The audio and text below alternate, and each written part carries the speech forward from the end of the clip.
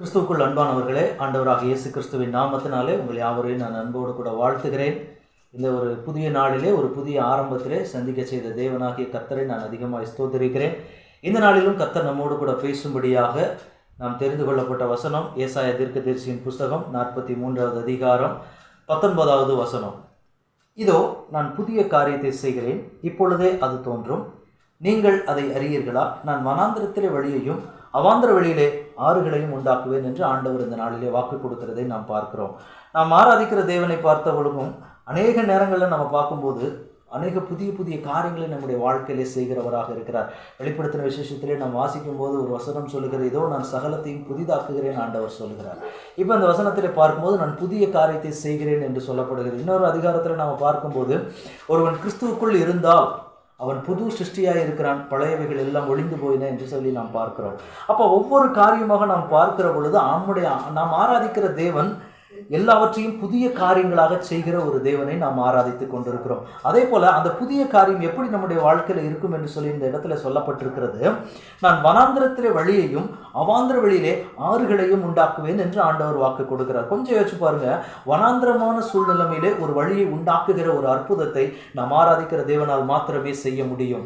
இந்த நாளிலே உங்க வாழ்க்கையில நீங்க கடந்து போய் கொண்டிருக்கிற சூழ்நிலைமையில ஏதோ ஒரு பாதையில், ஏதோ ஒரு காரியத்தில் நான் என்ன பண்ண போகிறேன் அப்படின்னு சொல்லி தெரியாத ஒரு சூழ்நிலைமைகளை ஒருவேளை நீங்கள் நின்று கொண்டிருக்கலாம். என்ன பண்ணக்கூடியது, நம்ம என்ன அடுத்த கட்ட காரியங்கள் என்ன அப்படின்னு தெரியாத சூழ்நிலைமை இருக்கலாம். அல்லது நம்ம போய்கொண்டிருக்கிற பாதை இது எதை நோக்கி போகிறது, இது எதுக்கு முடியுது அப்படின்னு சொல்லி தெரியாமல் இருக்கலாம். இந்த மாதிரி பாதை தெரியாத சூழ்நிலைமைகளை ஒருவேளை இந்த வார்த்தை கர்த்தர் உங்களோடு கூட பேசி கொண்டிருக்கலாம். ஆனால் நாம் ஆராதிக்கிற தேவன் என்ன செய்கிறவர் என்றால் வழியை உண்டாக்குகிறவர். இங்கே வழியே இருக்காது. ஒரு வனாந்திரம் அப்படிங்கிறது ஒரு வெறுமையான ஒரு இடம், இன்னும் சொல்லப்போனால் டெசர்ட், எதுவுமே ஒன்றுமே இல்லாத ஒரு இடத்துல ஆண்டவர் வழியை உண்டாக்குவாராம். அவாந்திரமான ஒரு வழியிலே ஆறுகளை உண்டாக்குகிறவர் என்று இந்த இடத்துல வேதம் சொல்லுகிறது.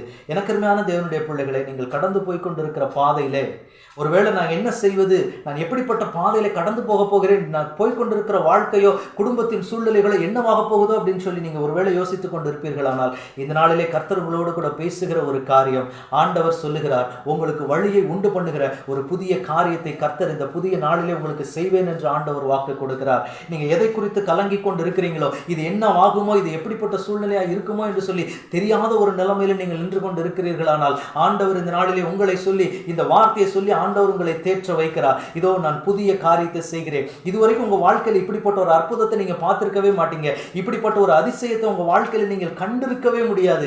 ஏனென்றால் ஆண்டவர் சொல்லுகிறார், இதுவரைக்கும் உங்க வாழ்க்கையில பார்க்காததுனால தான் அந்த ஒரு புதிய ஆரம்பத்தை உங்க வாழ்க்கையில கர்த்தர் செய்ய போகிறேன் என்று ஆண்டவர் உங்களுக்கு வாக்கு கொடுக்கிறார். எனக்கு அருமையான தேவனுடைய பிள்ளைகளே, நம் ஆண்டவருக்கு முடியாத காரியம் ஒன்றுமில்லை. வேதவசனம் சொல்லுகிறபடி நம் தேவனால் கூடாத காரியம் ஒன்றுமில்லை. இன்னைக்கு நீங்க போய்கொண்டிருக்கிற பாதை என்ன பாதைனே தெரியல. எதை நோக்கி என்னுடைய காரியங்கள் போய்கொண்டிருக்கிறது, எனக்கான காரியம், என் பிள்ளைகளுடைய காரியத்தில் என்ன பண்ணுவது என்று சொல்லி தெரியாத ஒரு நிலைமையில நான் கடந்து போய்கொண்டிருக்கிறேன். ஆண்டவர் ஒரு பாதையை காண்பித்தா நலமாய் இருக்கும் என்று சொல்லி ஒருவேளை நீங்க தேவ சமூகத்தில் ஜெபித்துக் கொண்டிருக்கலாம்.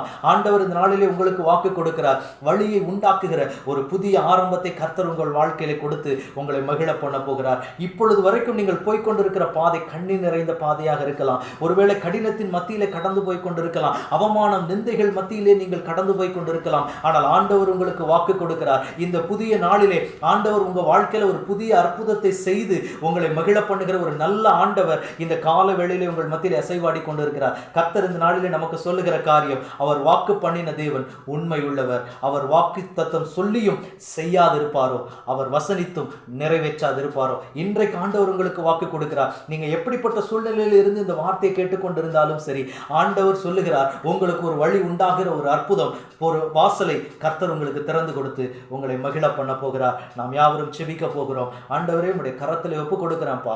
ஆண்டவரே, உடைய பிள்ளைகளும் உடைய சமூகத்தில் ஏங்கி தவித்துக் கொண்டு இருக்கிறாங்க. ஆண்டவரே, ஒரு வழி தெரியாத ஒரு நிலைமையில, பாதை தெரியாத ஒரு நிலைமையில உடைய பிள்ளைகள் தவித்துக் கொண்டு இருக்கிறாங்க. தகப்பனே, உடைய கரத்தில் ஒப்பு கொடுக்கிற ஆண்டவரே, அப்படி யார் யாரெல்லாம் வேதனையோடு நிற்கிறார்களோ அந்த பிள்ளைகளுக்கு ஒரு வாசலை கர்த்தர் திறந்து கொடுப்பீராக.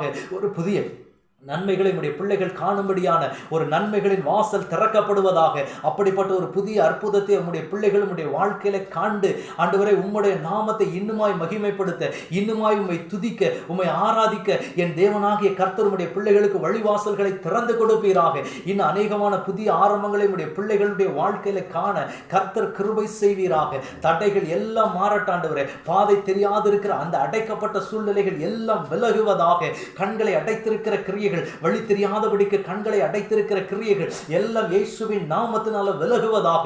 உம்முடைய பரிசுத்த பிரசன்னம் இப்பொழுதே இறங்கட்டும். இந்த வார்த்தையை கண்ணீரோடு வேதனையோடு கேட்டுக்கொண்டிருக்கிற பிள்ளைகளுக்கு அவர்களை களிப்பாய் மாற்றக்கூடிய ஒரு வாசலை கர்த்தர் திறந்து கொடுப்பீராக. இப்பொழுதே ஒரு அற்புதத்தை உம்முடைய பிள்ளைகள் காணட்டும், ஒரு அதிசயத்தை உம்முடைய பிள்ளைகள் காணட்டும் ஐயா. எல்லா தடைகளும் மாறட்டும், எல்லா சூழ்நிலைகளும் மாறட்டும். ஆண்டவரே உம்முடைய பாதத்தில் ஒப்புக் கொடுக்கிறேன். கர்த்தர் ஒரு புதிய ஆரம்பத்தை உம்முடைய பிள்ளைகளுடைய வாழ்க்கையிலே சொன்னபடி நிறைவேற்றி உம்முடைய பிள்ளைகளை மகிழ பண்ணுவீராக. உம்முடைய பிள்ளைகளை பாதுகாத்துக் கொள்ளுங்க, பலப்படுத்துங்க, வழி நடத்துங்க. இயேசு கிறிஸ்துவின் நாமத்தில் ஜெபம் கேளும் எங்கள் நல்ல பிதாவே. ஆமென், ஆமென், ஆமென். God bless you.